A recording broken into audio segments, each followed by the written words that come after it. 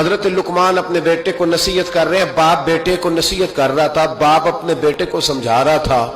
میرے رب کریم کو باپ بیٹے کا سٹائل اتنا پسند آیا کہ اسے قرآن پاک میں بیان فرما دی ہے۔ کبھی باپ بیٹے کی گفتگو بھی کسی نے نقل کی ہے، باپ بیٹے کی گفتگو بھی کبھی کسی نے کتاب میں نوٹ کی ہے، لیکن مالک کو اتنا پسند آیا یارو، باتیں باپ بیٹے کی تھیں، اللہ نے قرآن پاک میں نازل فرما دی۔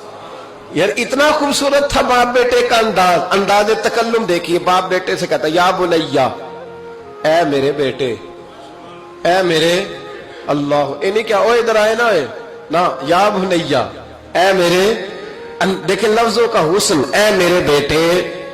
اپنے حق میں قائل نہیں کیا کہ میں بوڑھا ہو گیا ہوں، بڑی محنت کی، اب تو پیسے کمایا کر، مجھے دیا کر، تجھے نہیں پتا ماں باپ کی۔ ہم سارا دیہڑی یہی ڈیوٹی کرتے ہیں، سارا دن یہی کام ہے کہ میری قدر کر، باقی سب ٹھیک ہے۔ حضرت سیدنا لقمان اپنے بیٹے کو کیا کہتے یا بنیا اقم الصلاۃ، اے میرے بیٹے نماز قائم کر، نماز قائم کر، نماز قائم کر۔ نماز قائم کرنے کا معنی یہ کہ ظاہری آداب کے ساتھ بھی پڑھ، باطنی آداب کے ساتھ بھی پڑھ۔ اور پھر حضرت لقمان بیٹے کو بٹھا کے آگوش محبت میں پیغام دیتے ہیں، کہتے ہیں نماز قائم کر۔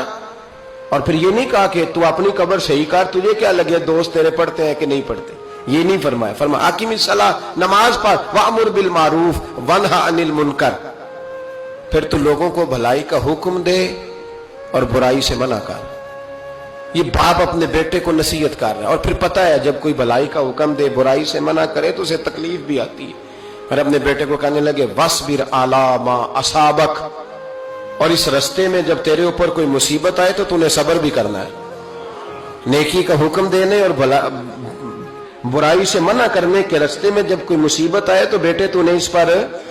اور اب باپ اپنے بیٹے کو نصیحت کرتے ہیں، کہنے لگے بیٹے یہ تو ایسے نہ سمجھا کہ نماز پڑھنا کوئی عام کام ہے، ایسے ہی نہ سمجھنا کہ لوگوں کو بھلائی کا حکم دینا کوئی عام کام ہے، یہ عام کام نہیں۔ اِنَّ ذَلِكَ مِنْ عَزْمِ الْأُمُورِ، فرمایا یہ بڑے حوصلے والے کام ہیں، یہ بڑے حوصلے والے، بڑے ہمت والے کام ہیں جو میں تمہیں بتا رہا ہوں۔ باپ اپنے بیٹے کو یہ نصیحت کر رہا ہے۔